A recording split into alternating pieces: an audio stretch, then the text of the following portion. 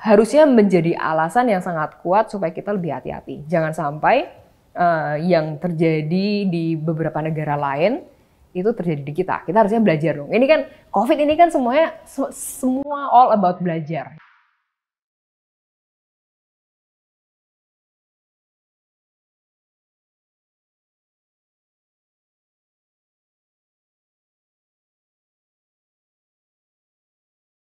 Dengan kondisi ini, saatnya kita kerja dari rumah, belajar dari rumah, ibadah di rumah. Kita ingin ini menjadi sebuah gerakan masyarakat agar masalah COVID-19 ini bisa tertangani dengan maksimal.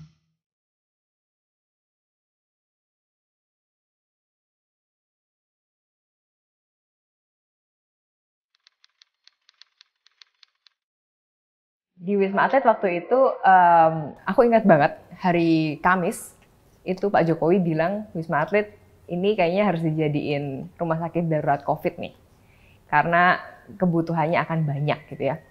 Dan hari Jumat atau Sabtunya, itu aku dikasih tahu temanku kalau Wisma Atlet lagi butuh dokter. Udah sih, itu aku hari Minggu langsung ke Wisma Atlet dan hari Rabu Kamis udah mulai kerja di sana sebagai dokter. Dan di pikiranku waktu itu cuman ini COVID masuk Indonesia, nggak mungkin sebentar. Kalau aku mau, dan ini namanya pandemik ya. Ya namanya pandemik, semua orang harus melakukan sesuatu, aku rasa, untuk menyelesaikan masalah ini. Karena aku dokter, yang bisa aku lakukan hanya ya udah aku jadi dokter. Dan ini ada temanku yang memberitahu ini ada kebutuhan untuk dokter di sana. Ya udah, ini momennya kurang pas apa lagi gitu ya. Jadi terus terang nggak ada pikir panjang pas itu. Ya udah, emang ini yang benar dan ya udah aku jalan waktu di Wisma Atlet.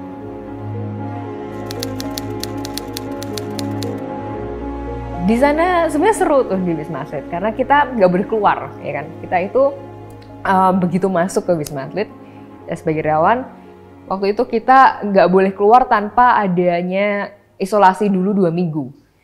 Dan aku waktu pertama kali ke sana, aku belum tahu aku di sana bakal 2 periode. Jadi aku ke sana pikiranku paling cuma sebulan di sini dan aku pikir masih boleh keluar. Ternyata nggak boleh sama sekali gitu kan. Kita beneran tiap hari itu ada jadwalnya, nggak tiap hari sih, kita tiap 36 jam kalau aku hitung. 36 jam sekali itu kita akan masuk ke zona merah, tergantung nanti ada rotasinya, ada di IGD, ada di ICU, ada di ruang bangsal.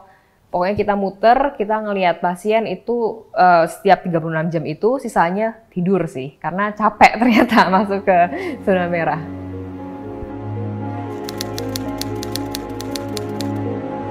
Yang jelas, aku ingat waktu awal-awal itu diberitakan, kesannya suram banget di Wisma Atlet. Sebenarnya nggak sesuram itu. Sebenarnya kita relawan nakes di sana sampai sekarang pun beberapa jadi teman baikku sekali gitu ya. Dan kita itu semua dari background yang berbeda, medis non medis. Aku relawan ID, banyak dari dokter TNI, banyak dokter polisi juga. Backgroundnya semua beda-beda.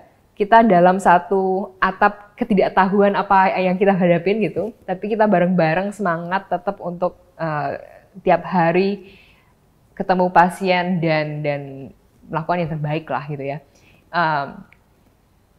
Itu yang menurutku paling sukanya itu ya, kita benar-benar ketemu sama orang dari beberapa background yang berbeda-beda dan masih jadi satu kesatuan yang oke gitu sampai sekarang pun.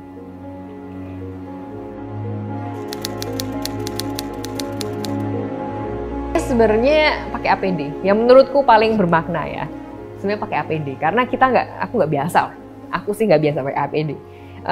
Bukan cuman masalah, iya pastilah panas dan lain-lain ya, tapi yang paling dalam tanda kutip mengganggu itu adalah kita ada barrier. Aku merasa aku ada barrier sama pasien. Ya kan, kita udah pakai full APD, terus sarung tangan double, kalau nggak malah bisa 3 kali gitu. Ada goggles, ada maskernya double gitu ya.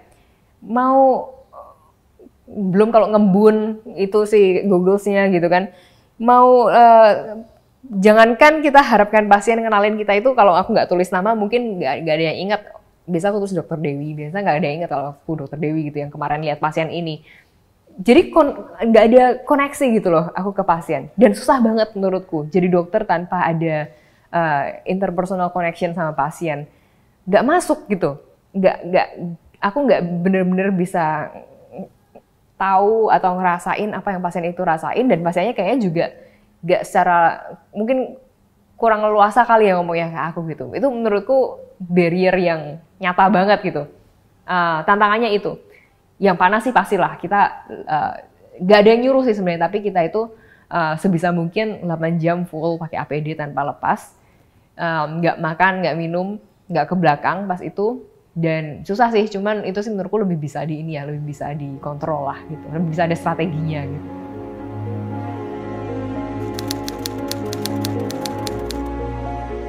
Jadi aku di dalam suatu vaskes yang full COVID, dan tiap hari berarti aku lihat pasien dengan COVID gitu ya, dan dengan segala spektrum gejalanya. Terus di luar kalau aku buka sosmed, aku lihat apa yang terjadi di luar, orang-orang kok ya nggak percaya gitu loh. Bingung juga aku nih gimana. Dan aku diajarkan menjadi dokter itu nggak cuma nyembuhin pasien, tapi juga ada edukasi atau upaya preventif promotifnya, ya kan. Jadi menurutku tanggung jawab kita juga sebagai nakes untuk edukasi ke semua orang. Itu tantangan banget sih waktu awal-awal untuk mengedukasi, convince orang-orang kalau ini COVID tuh, ini real loh gitu, ini nggak main-main. Yang kita lihat di lapangan seperti ini, itu juga tantangan. Gimana rasanya ya, sebenarnya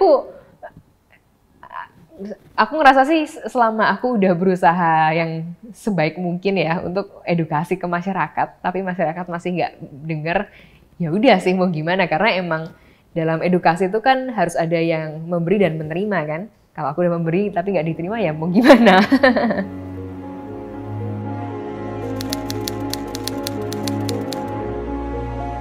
Semangat aja sih, karena ya kita tahu lah. Kayaknya akan terlalu berlebihan kalau aku bilang kita sudah menang dari pandemi ini.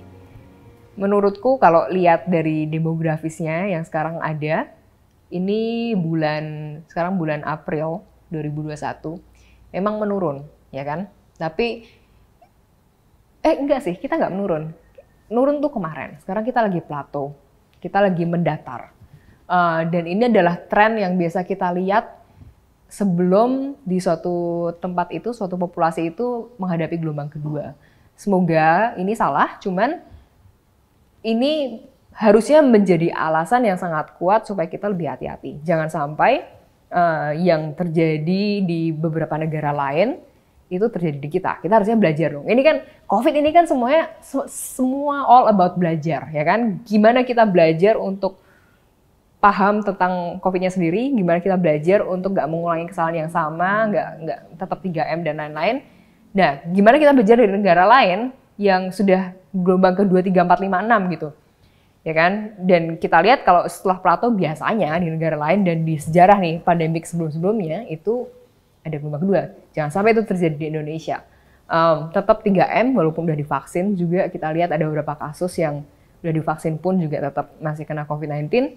Karena prevensi yang terbaik itu selalu multi layer, selalu ada lapisannya. Nggak cuma ngadelin satu aja, nggak cuma vaksin aja, nggak cuma pakai masker aja. Tapi yang terbaik itu selalu gabungan dari itu semua kita lakukan bersama-sama.